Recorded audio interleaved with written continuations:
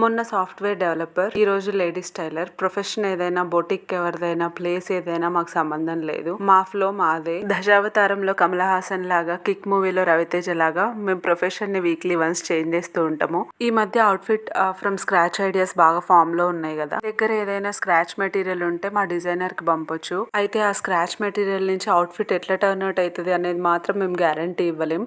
అయితే scratch material పంపాలంటే 1 week to 10 days time.